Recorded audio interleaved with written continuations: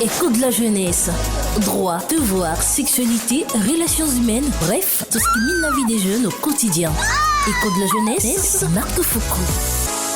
Bienvenue à tous, chers auditeurs, dans l'émission Écho de la jeunesse au cœur du débat. Écho de la jeunesse de ce soir aborde un sujet très crucial et délicat, les grossesses précoces en milieu jeune. Aujourd'hui, nous allons plonger au cœur d'une réalité complexe qui frappe de plein fouet la jeunesse du monde en général et la jeunesse congolaise en particulier. Le choix et les défis auxquels sont confrontés les adolescents en matière de sexualité et de santé reproductive sont à la fois sensibles et essentiels à discuter ouvertement. Donc, au cours de cette émission, nous explorons les différentes facettes de ce phénomène en examinant les différents facteurs qui y contribuent. Nous écouterons également les témoignages poignants des jeunes personnes qui ont vécu une grossesse précoce. Il est donc primordial que je vous informe que ce sujet est à traiter avec beaucoup de respect, d'empathie et de compréhension en reconnaissant bien sûr les nombreux défis auxquels sont confrontés les jeunes parents. Alors, je ne suis pas seul dans ce studio, je reçois deux jeunes parents. Il s'agit de Nick Tati, qui est étudiant en électricité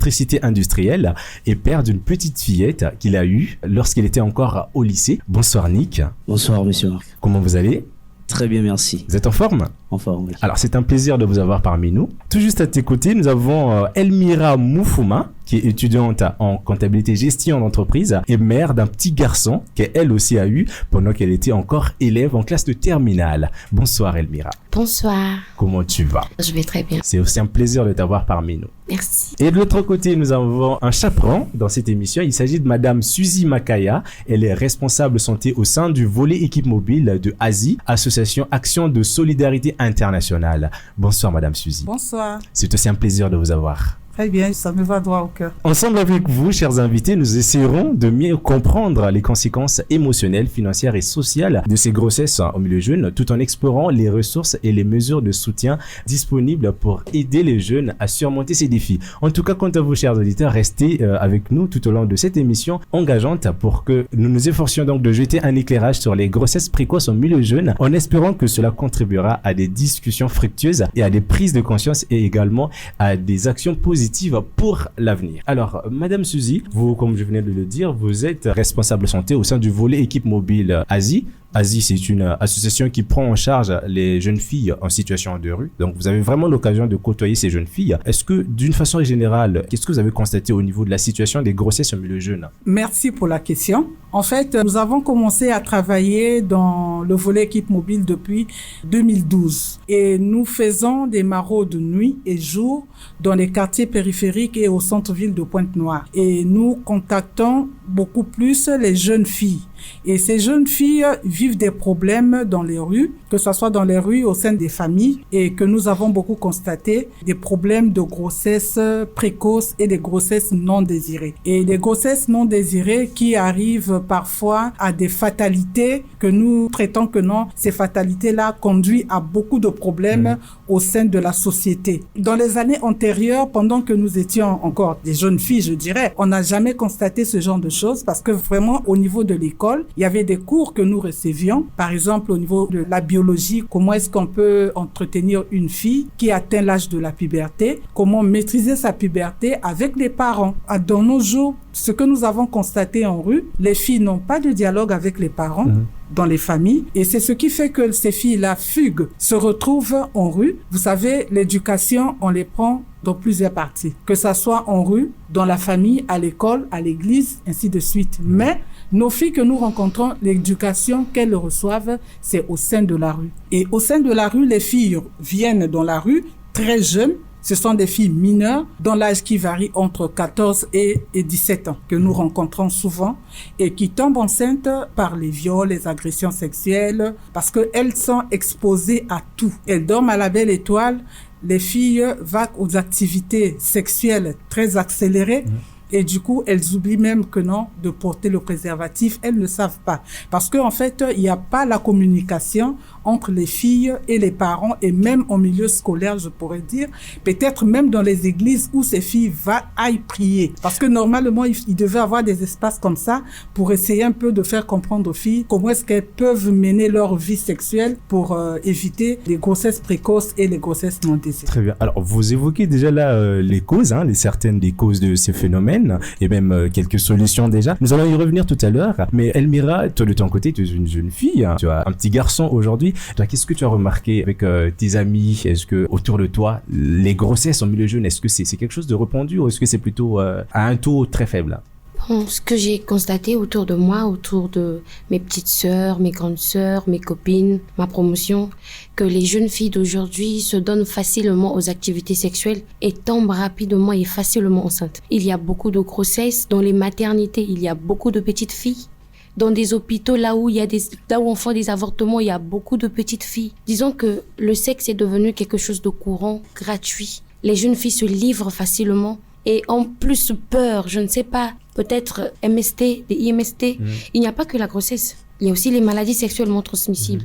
Nous avons le sida. Il y a tellement de choses que les jeunes filles d'aujourd'hui ignorent. Je ne sais pas si c'est par manque de maturité ou par manque d'éducation, mais la situation est déplorable de nos jours. Elle est très déplorable parce qu'il y a beaucoup de grossesses précoces. Les filles tombent beaucoup enceintes et elles sont dans des conditions très négligées. Et ça fait mal de voir nos sœurs, de voir nos petites sœurs et dans ce genre de conditions. Des fois, elles se retrouvent avec 2 ou 3, 4 enfants. Des fois, même pas 25 ans. Ça fait très jeune quand même. Ça fait très jeune et ce n'est pas normal. Alors, tout de suite, les différentes causes, vous en avez déjà cité. Elmira, on a cité quelques-unes aussi. Madame Suzy, d'une façon encore plus ramassée, quelles peuvent être les différentes causes de ce phénomène? Bon, les différentes causes de ces phénomènes, moi je dirais que c'est la mauvaise connaissance du corps féminin auprès de ces jeunes filles et même la mauvaise façon de prendre des contraceptifs. Parce que d'abord, il y a aussi un problème de sensibilisation. Que les filles sachent que non, voilà, il y a une contraception, il y a des méthodes qu'on peut adopter pour pouvoir éviter les grossesses. Donc, si on pouvait peut-être mettre à la disposition des filles des spots comme ça, pour qu'elles apprennent comment s'y prendre pour éviter les grossesses non désirées, je crois qu'il n'y aura pas de grossesses précoces au sein des jeunes filles. Il y a des rapports sexuels très précoces, des comme rapports sexuels très précoces, et puis il y a aussi des agressions sexuelles. Il faut les prendre en compte, parce que les filles que nous prenons en charge, par exemple, vivent dans la rue. Elles sont victimes des agressions sexuelles parce qu'elles vivent en rue, dorment à la belle étoile dans les marchés et elles sont victimes d'abus sexuels, d'harcèlement, tout ça. Et c'est ça qui conduit aussi aux grossesses précoces parce que la majorité de ces filles sont mineures de 14 à 17 ans, comme je l'ai dit tantôt. Et vous venez de parler tout à l'heure aussi du sujet de la sexualité qui est tabou entre les enfants et les parents. Exactement, parce que en fait, peut-être pas de nos jours, c'est par rapport à notre culture africaine. Moi, je dirais que nous, en tant que Bantous, on a ce tabou-là de ne pas parler de la sexualité avec les enfants. C'est une chose qui est très grave que nous, les parents, nous semblons parfois ne pas connaître. On doit mettre en application obligatoirement dans les maisons, dans les foyers. Il faudrait qu'il y ait le dialogue entre une fille ayant ses premières règles, surtout avec sa mère et même avec sa grande sœur, l'aînée de la famille et la maman. Il faudrait qu'il y ait une complicité au sein de la famille pour que la fille se livre, pour éviter en fait que la fille puisse avoir une grossesse précoce ou sinon des rapports sexuels précoces. Et à côté, il y a la pauvreté, la vulnérabilité aussi qui est là. Vulnérabilité de ces filles-là. Parce que par exemple, les enfants que nous prenons en charge fuient la maison parce qu'il y a la vulnérabilité des parents, il y a l'incontinence, je peux dire, de la nourriture à la maison. Donc, elles sont obligées de fuir le toit parental pour aller chercher de l'argent hors la maison. Or, lorsqu'elles sortent déjà du toit parental, ça veut dire que non, elles sont obligées de se livrer sexuellement pour trouver de quoi à manger. Et quand elles apprennent peut-être à enfiler le préservatif, ne sachant pas comment les enfiler aussi, parce qu'elles sont très jeunes, il y a des ruptures de préservatifs qui se font et du coup, elles tombent enceintes et elles ne savent pas à quel sein se vouer. Elles sont là abandonnées à eux-mêmes. Parce qu'il y a même des filles que nous rencontrons en rue qui sont enceintes déjà à terme. Récemment, je peux vous dire, nous n'avons pas peut-être ramassé. On a identifié, enrôlé une fille en rue qui était enceinte déjà de 7 mois. Donc, nous avons pris en charge. Elle passait ses nuits à la Grande Gare. Donc, on était obligé de la prendre, l'emmener chez nous. Elle n'a que 17 ans. Et quand on pose la question à la fille, elle dit que non, moi, mes parents habitent à Bissongo, par exemple. Et on cherche à ce que on se rapproche des parents. Lorsqu'on arrive chez les parents, on trouve que vraiment, les parents habitent dans un environnement vraiment délabré, très vulnérable, ne pouvant pas avoir quelque chose à manger. Et lorsque nous sommes venus trouver les parents, qu'est-ce qu'ils mangeaient? C'était le mboita. Et ça nous a fait mal. On a compris directement que la fille a fui la maison parce que elle se nourrissait pas normalement comme elle le voulait, quoi. Donc, elle était obligée de se livrer en rue pour avoir à manger et puis avoir de l'argent. Alors, vous venez tout à l'heure d'évoquer la question de la contraception, ce qui me pousse à m'interroger, hein, Nick. Toi, en préparant l'émission, tu m'as appris que vous avez appris, toi et ta petite amie, vous attendiez un bébé. La grossesse était déjà à 3 mois. Est-ce que c'est parce que vous n'étiez pas protégé? Est-ce que vous n'avez pas connaissance, par exemple, du cycle menstruel? Non, le problème n'est pas que on maîtrise pas le cycle menstruel, c'est juste que ma petite amie avait des problèmes de règles, des troubles de règles. Donc du coup, quand c'est arrivé, on se disait peut-être que c'est comme d'habitude, 1 mois, 2 mois sans les règles, et le 3e mois, elle règle. Lorsqu'on a constaté à 3 mois affilés qu'elle ne réglait pas, il fallait essayer de chercher, de voir, et c'est lorsqu'on a su qu'elle était enceinte. Donc ça faisait 3 mois, vous vous attendiez à ce qu'elle puisse avoir ses règles, mais ça n'est pas arrivé. Voilà, c'est ça. Et vous avez commencé à vous alerter. Oui, on peut dire. Alors, déjà, en volume, ça te fait rire. Comment tu t'es senti pendant ce moment-là, quand c'est arrivé, quand vous avez appris finalement que vous attendiez un bébé? Comment tu t'es senti? Disons que moi, un père, c'était quelque chose de grand. Donc du coup, j'avais un peu honte de sortir, voir les amis. Et les gens pouvaient dire, oh, le gars là, comme ça. Et du coup, j'étais resté à la maison pendant 3 jours. J'étais enfermé pendant 3 jours. Tu es resté enfermé dans la maison pendant 3 jours sans sortir? Pendant 3 jours, oui, sans sortir. Oh là là. Et j'ai eu quelques amis et mon père m'a réconforté. Il m'a donné la morale, il m'a parlé. Et du coup, j'ai compris. J'ai pris tête. Je me suis dit, ouais, la première chose, je ne dois pas avorter. Déjà, ça, c'est contre mes décisions. Donc, du coup, je me suis dit, non, il faut que je m'engage et que je prends soin de mon enfant. Et du coup, j'ai tenu jusqu'à ce que elle est venue. Alors aujourd'hui, voilà. La petite a presque 2 ans. Ouais, presque 2 ans, ouais. Tout en sachant que tu étais élève en ce moment-là. Ouais, ouais. Avant, quand elle avait eu la grossesse, j'avais du mal, en fait, à prendre soin. Et je me suis engagé et tout. Par la grâce de Dieu, ça a marché. Et maintenant là, je veux dire, aujourd'hui, je me sens vraiment content de voir comment est-ce que ma fille est en train de grandir. Là, elle commence à parler, ça me fait du bien et tout. Je me disais, voilà, si j'avais enlevé, j'allais perdre une si bonne chose, voilà. Nous avons à côté Elmira, qui elle aussi a vécu une histoire extraordinaire. Toi, tu as appris que tu étais enceinte. C'était à près de 6 mois de grossesse. Qu'est-ce qui s'est passé? Au tout début, j'ai eu à souffrir de la colopathie. À 2 semaines de grossesse, j'ai eu à souffrir de la colopathie. J'avais très mal. C'était pendant le confinement. Je n'avais pas accès à l'hôpital aussi facilement parce que les déplacements étaient pénibles. Du coup, j'ai commencé à suivre un traitement dans un centre à Mingo, vu que je suis à Mingo. On a commencé à me mettre des injections, me donner des comprimés, mais malgré ça, ça n'allait pas toujours. De plus en plus, les douleurs ne faisaient qu'empirer. Du coup, je me suis dit, bon, ça fait un bon bout de temps, je devais normalement voir mes règles, mais je ne vois pas mes règles. Donc, laissez-moi faire un test de grossesse. J'ai fait le premier test, il était négatif. Alors, on est allé à l'hôpital pour faire l'échographie. Et l'échographie a montré que j'avais juste des selles bloquées au niveau de mon ventre qui ne sortaient pas. Donc, il fallait prendre un produit pour évacuer. Et on m'avait aussi dit que ça pouvait me bloquer les règles pendant un certain temps. Du coup, j'attendais. J'ai suivi le traitement pendant 2 mois et j'étais un peu convalescente, mais j'attendais. J'attendais encore mes règles, 2 mois, jusqu'à 3 mois. Je ne réglais pas toujours. Je suis partie au Cabinda pour aller faire l'examen. J'ai passé l'examen, mais c'est proche de mes 4 mois de grossesse que j'ai commencé à sentir des mouvements de mon ventre. Je me suis dit, est-ce que ce sont les vers, les amibes qui me dérangent comme ça? J'ai refait un test de grossesse et là, je me suis rendu compte que j'étais enceinte. J'ai failli faire une crise d'estomac ce jour-là. Je n'arrivais plus à me lever. J'ai dit, Seigneur, qu'est-ce que je vais dire à mon père? Qu'est-ce que je vais dire à maman? Je suis enceinte. Déjà là, je ne sais pas de combien de mois et qu'est-ce que je vais faire? Un enfant va naître, c'est toute une responsabilité. Du coup, j'étais beaucoup chargée. Je me sentais comme morte. Je ne savais pas qu'est-ce que je devais faire. Du coup, j'ai pris mon courage, je suis rentrée. J'étais déjà 5 mois de grossesse. Je suis rentrée, il fallait annoncer à papa et annoncer à son père une grossesse qui est déjà 6 mois. Du coup, j'ai géré l'information, bien que papa était déçu, il était fâché contre moi. On ne s'adressait plus la parole en tout cas. Quand il est au salon, je suis dans la chambre. Je sors dès qu'il sort. Si papa n'est pas à la maison, moi je suis au salon. Dès qu'il est là, je repars dans la chambre. On a su gérer jusqu'à l'accouchement. J'ai accouché et j'ai ressenti cette joie-là d'être maman. Au début, son papa voulait bien avorter, mais c'est ma mère qui a dit non. Parce que ma mère n'a que 2 enfants, ma grande sœur et moi. Et elle a dit, pas question. Ça peut être un garçon que moi, je n'ai jamais eu. Après, vous allez l'enlever cadeau comme ça. Non, non, non, non, non. J'ai besoin de mon petit-fils. Du coup, on a gardé la grossesse. Aujourd'hui, il a 3 ans. Le petit trésor à 3 ans. Chers auditeurs, nous sommes dans l'émission Écho de la jeunesse en direct de Lux FM. Nous traitons de la question des grossesses précoces en milieu jeune. Et avec moi dans ce studio, je reçois Elmira, la maman de Trésor.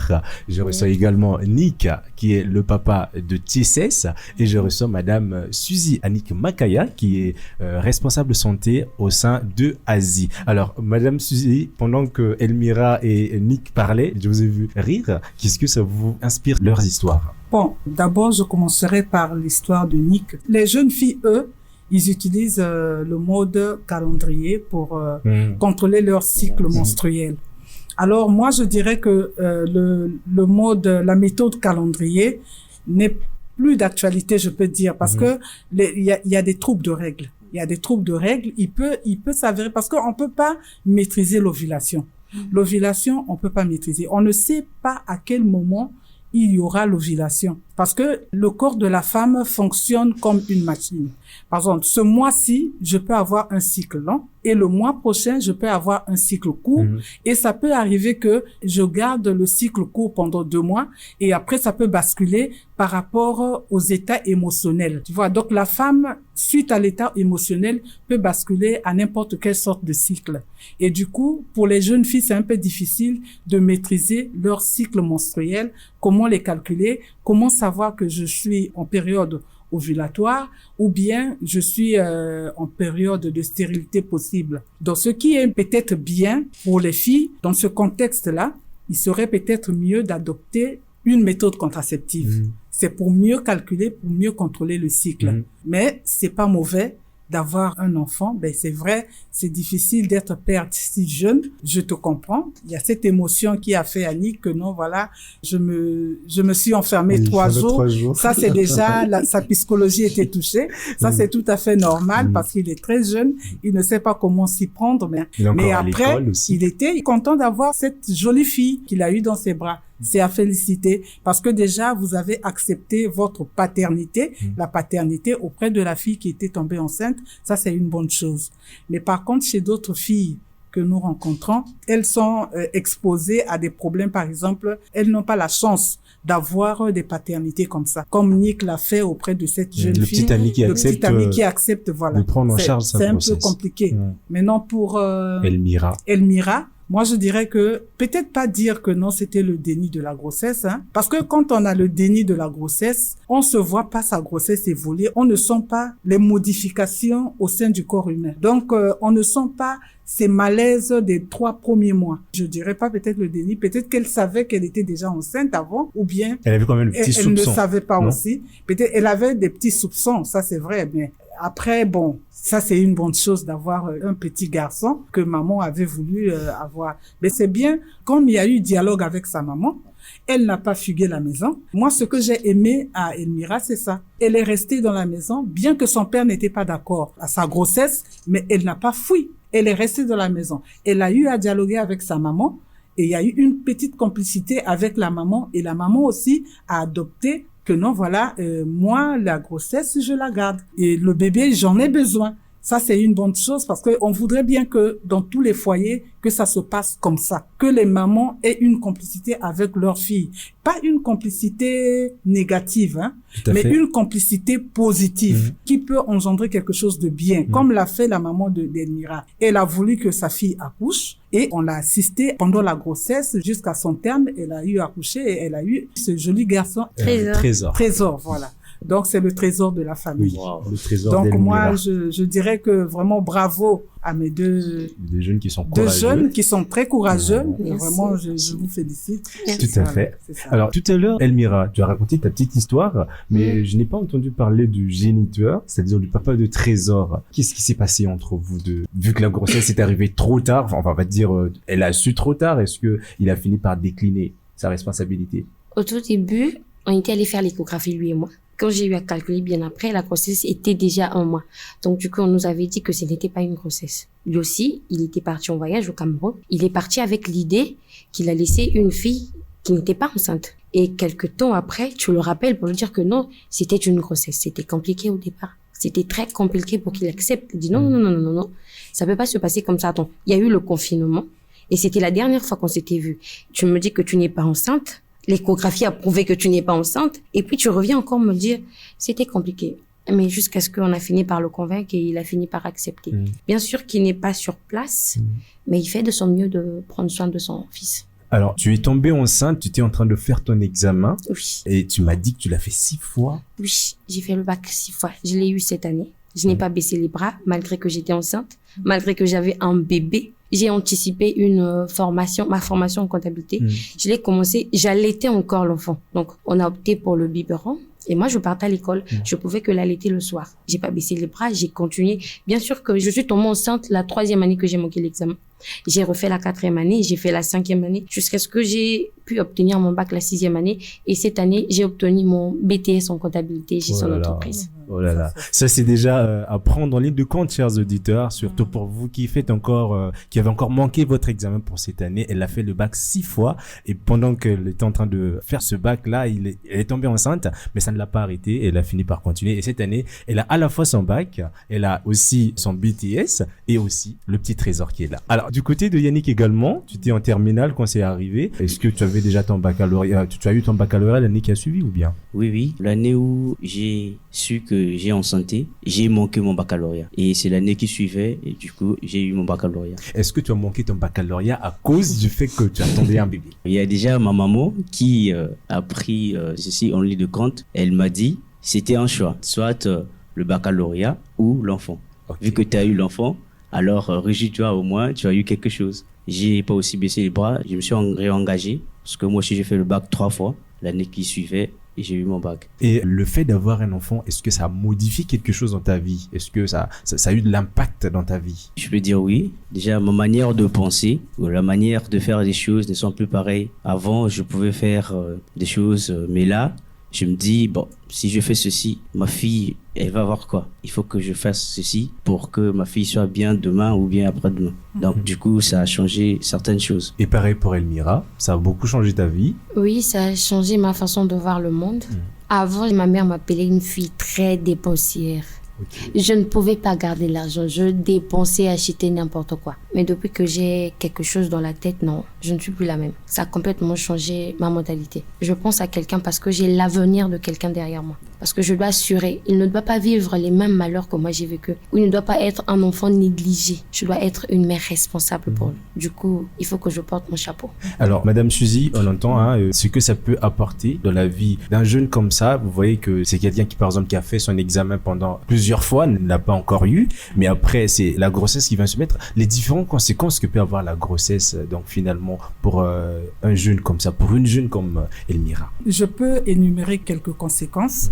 Moi, je dirais déjà pour Nick, déjà, c'est une charge économique. Chez certains parents, il y a un rejet familial. Lorsque l'enfant tombe enceinte, parfois, les parents rejettent leur responsabilité. Au lieu d'accompagner l'enfant, ils rejettent l'enfant et l'enfant se prend en charge tout seul. Il y a aussi des avortements avec leurs risques encourus, comme les infections, la stérilité et pourquoi pas la mort. Parce qu'en fait, la majorité de ces avortements, ce sont des avortements clandestins que les filles font par rapport à la pression des pères. Si elles sont entourées, par exemple, dans la rue ou bien dans leur milieu social, il y a des conseils qui peuvent surgir. Ah, il faut prendre ceci, prends ça, prends ci. De bouche à oreille. Elle peut tenter à pouvoir se faire avorter et du coup, et ça, c'est des choses que les deux ont passé outre. Ils n'ont pas voulu être dans ces choses-là. Ils se sont confiés à leurs parents et leurs parents leur ont fait confiance et voilà qu'ils ont eu des enfants et ça, c'est une bonne chose. Ça, c'est une chose à féliciter. Sachant que les enfants sont activement sexuels en période de puberté, il faut bien maîtriser la puberté de l'enfant. Ça, c'est un conseil. Maintenant, dans les conséquences, il y a le déni de la grossesse. Lorsque la fille tombe enceinte précocement, qu'elle n'attendait pas à une grossesse quelconque, alors il y a déni. Quand elle accouche, elle ne peut pas allaiter l'enfant. Et elle ignore cet enfant-là. Et voilà pourquoi nous trouvons même dans les quartiers des bébés dans les dépotoirs. Et ça, ce sont des conséquences des grossesses précoces et des filles qui ne sont pas surveillées. Donc, elle accouche quelque part, elle est avec des amis, elle prend le bébé, elle jette. Et ça, c'est suite au déni. Moi, j'en ai vu dans les maternités une fille qui voulait accoucher, mais elle ne voulait pas écarter ses cuisses. Donc, elle aurait préféré que l'enfant meure. Elle aurait préféré que l'enfant meure pour qu'elle soit libre. Elle ne voulait pas. Ça sont des grossesses, je peux dire, suite à un viol. Ça peut arriver. Suite à un viol, elle ne connaît pas, elle ne maîtrise pas la paternité de la grossesse. Ça peut arriver. Tout ça là, ça englobe les conséquences des grossesses précoces et voilà. Donc, ça peut aussi être la pauvreté, hein, quelqu'un qui se dit comment je veux prendre soin de cet enfant, comment je veux... Mais c'est ça qui pousse les filles à rejeter leurs responsabilités, à jeter les enfants, à abandonner même les enfants dans les orphelinats, dans les poubelles. Parce que récemment, on a eu un cas comme ça. Une fille, pendant notre travail des rues la nuit, la fille m'a proposé moi. Elle me dit, maman, est-ce que tu peux acheter mon enfant? Oui, ça arrive. Hein. Elle dit, est-ce que tu peux acheter mon enfant? Je vends cet enfant-là à 2 millions. À 2 millions parce que je veux aller en Angola pour vaquer à d'autres occupations parce que cet enfant-là me gêne. J'ai dit, ah bon, c'est ce que tu veux, mais moi, j'en ai pas besoin. Si tu veux, va dans les orphelinats où tu viens au centre Asie, comme ça, nous saurons qu'est-ce que nous pourrons faire pour cet enfant-là. Et effectivement, elle est venue au centre Asie et nous a déposé l'enfant. Et qu'est-ce que nous avons fait? Nous avons placé cet enfant au village Moana. Et le village Moana a pris l'engagement de protéger le bébé. Et la maman est partie. Et la maman a signé une décharge de désengagement parental. Elle est partie. Donc voilà un peu ce qui arrive lorsque on a des grossesses précoces et les grossesses non désirées. Parce que c'est une grossesse qu'elle n'a pas désirée, elle n'a pas voulu avoir et voilà ce que peut advenir après. Alors toi Yannick, de ton côté, comment ça s'est passé la prise en charge déjà de la grossesse? Est-ce que tu as arrêté, tu as commencé à travailler pour prendre soin de la grossesse ou est-ce que ce sont les parents qui ont pris en charge la grossesse? Une grande partie, c'est moi. Et une petite partie, c'est les parents. Déjà, j'ai anticipé une chose, un café. J'étais en train de vendre les chaos spaghetti, un truc et autres. Du coup, ça m'a permis à un moment d'aller travailler, d'aller à l'école, à un moment de rester pour vendre, pour soutenir la grossesse. Prendre soin de la grossesse. Prendre soin de la grossesse, voilà. Et aujourd'hui, tu prends soin de tes cesses? Aujourd'hui, je peux dire que c'est vraiment différent. J'ai eu la grâce, je travaille quelque part maintenant. Là, j'ai pris mes engagements personnellement. Je prends soin de TSS comme il se doit. Ça, c'est très bien. Et Elmira, comment ça se passe en ce moment avec Trésor? Qui prend soin de Trésor? Est-ce que c'est toi? Est-ce que ce sont tes parents? Est-ce que ce sont les parents de Trésor? Quand je parle des parents, je parle surtout de son papa. Non, je prends soin de Trésor en attendant que son papa envoie l'argent parce que la responsabilité de l'enfant ne peut pas que remettre sur le père. Moi aussi, je suis sa maman, donc j'ai une certaine responsabilité. Du coup, Dieu m'a fait grâce, j'ai trouvé un emploi, je travaille au Grand Marché. Et avec ce salaire, je m'organise avec lui. Tout en n'oubliant pas les études, parce que tu venais d'avoir... oui, j'ai une dernière session à faire. Une dernière session à faire après, fini avec le BTS. Et pareil pour Nick, qui continue les études. Tu m'as dit que tu es étudiant en électricité. Industrielle, oui. Donc les études continuent. Oui. Alors, est-ce que tu regrettes, finalement, parce qu'on est presque à la fin, est-ce que de façon globale, tu regrettes d'avoir eu TCS? Non, au début, oui. Je me disais, si seulement... Mais là, vraiment, ce n'est plus le cas. Je vois beaucoup de portes s'ouvrent parfois à cause d'elle. Donc, du coup, je me dis que c'est une grâce. C'est comme si Dieu me l'a donné pour m'élever. Voilà. Et Elmira, est-ce que toi, il t'arrive de regretter de te dire, surtout que tu es une fille, hein, tu te dis, peut-être que je serais peut-être ailleurs aujourd'hui. Est-ce que tu regrettes? Non, disons qu'au départ, quand on est enceinte, c'est tout de suite, on pense à notre rang social, on pense à nos amis, on pense à notre vie, on pense à nos connaissances, comment est-ce que les gens vont gérer, comment est-ce que les gens vont prendre. Moi, enceinte, non. Au départ, c'était ça. Mais quand on commence à ressentir qu'on porte une vie en nous, quand on commence à ressentir qu'il y a quelqu'un qui bouge, et à la naissance, quand j'ai vu, je me suis dit waouh. Donc je portais une vie en moi. C'était cette personne-là que j'ai portée pendant 9 mois. Du coup, j'ai pas du tout regretté. En fait, c'est une joie. Et tu m'as dit une chose pendant qu'on préparait l'émission. Tu m'as dit que c'est tout juste après avoir accouché de Trésor que tu as fini par donner ta vie au Seigneur, que tu as pris ton baptême. Oui, c'est après l'accouchement. On est allé vivre à Mengo avec les parents. Et là-bas, il y a eu une église. Là où je prie actuellement, vie restaurée. Du coup, je suis allée là-bas, me présenter en tant que chantre. j'ai pris mon baptême et là, je sers le Seigneur. Je bénis Dieu, c'est peut-être grâce à lui parce que je suis allée là-bas pour le baptême de Trésor, en fait, pour la bénédiction de l'enfant. Si ce n'était pas Trésor, je suis pas sûre que je devais aller me présenter dans cette église pour prier. Donc voilà, c'était un mal nécessaire. Alors, Madame Suzy, on est presque à la fin de l'émission. Un dernier mot, question de résumer un peu ce qui vient de se dire, des petits conseils peut-être à donner encore à l'endroit de ceux qui vous écoutent. J'ai des conseils à donner peut-être auprès des jeunes filles en âge de procréer, sinon qui ont atteint l'âge de la puberté. Donc, elles doivent avoir pratiqué l'abstinence. Vraiment, les filles doivent pratiquer l'abstinence et ça doit être en coopération avec les parents dans la maison. Il faudrait que les parents soient capables et avec les enfants, surtout les jeunes filles, lorsqu'elles ont l'apparition de leur première règle. Le deuxième conseil que je peux dire, c'est éviter de se marier très jeune. Parce que une fille qui se marie très jeune, avant l'âge de 18 ans, vous savez, le corps de la fille est encore immature de pouvoir porter un enfant. Moi, je dirais surtout les jeunes filles qui tombent enceintes entre l'âge de 14 et 17 ans.